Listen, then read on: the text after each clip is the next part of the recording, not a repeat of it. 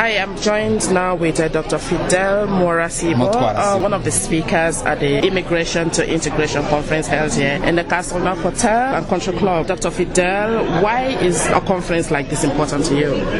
I think it's important because we often tend to speak to ourselves, but it's very important to get the opportunity to go and meet other people, share your views, learn from others, but also learn from experts who may be invited for whatever they have to say, and then use it when you leave the room. Obviously, it shouldn't stay here, and it should be a beginning of a process. And I hope this seminar is a beginning of a process as opposed to an end.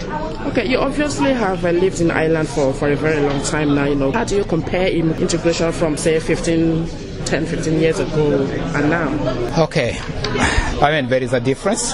One of the differences, when I was new here, you could walk on O'Connell Street. In fact, you could do Grafton Street and go all the way to Henry Street, and you'll meet only one or two people who did not look Irish, inverted comma. Today, I'm glad to say I have become invisible. So when I'm walking on the street, nobody makes any assumptions about whether or not I'm visiting. So that's a change. Yeah. Has everything been hunky-dory? I would say no. Can we improve on a few things? Yes, we can. And one of the things, for example, is the representation issue, particularly if you think about television, about politics. I think that's an area where we have to move in, because the children who are growing here in a diverse society have to have ambitions, obviously, which go beyond their parents. Yeah. So I can't wait to see a day when we have senior chief superintendents who look different. Interesting. We are all looking forward to that very soon someday. At one point you were the manager at Immigrant Council of Ireland, am I right? Yeah. Can you describe some of your experience while working with that organization? My experiences were very positive insofar as my role was developmental. So I was allowed to try a few ideas. Okay. Obviously, having worked in information service, one of the things I learned, that's a personal learning, was how difficult in Ireland it is to have access to information. In fact, the biggest barrier to integration for me is knowing where to go and look for information. So the fact that we have organizations which are actually trying to put information together, I think that's something positive. What else have I learned? I've learned also that, we may be migrants, but we are not on our own. There are other people who are trying to help. So we should encourage them to help us. Yeah, and you also showed a slide there about a campaign that you guys held before, No Room on Board for Racism and Discrimination. Yes. You want to shed more light on that?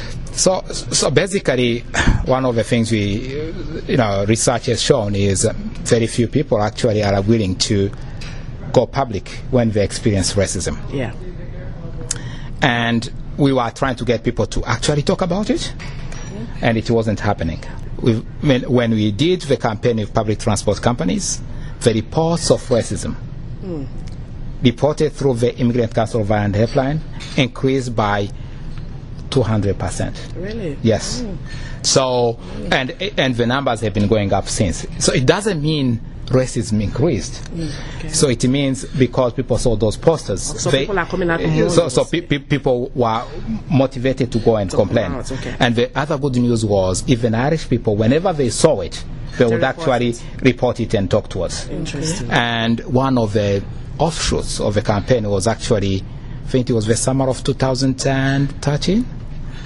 We ran a campaign which was piggybacking on the campaign of public transport, where I encouraged people to report racist graffiti. Okay.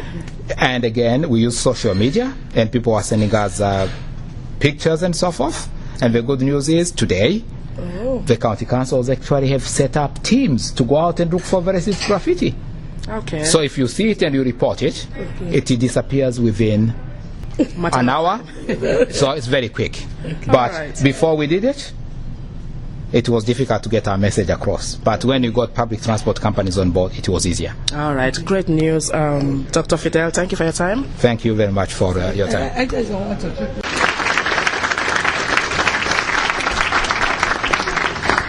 Diver Diversity Radio, the #1 radio station in Ireland. For more, go to www.diversitytvireland.com.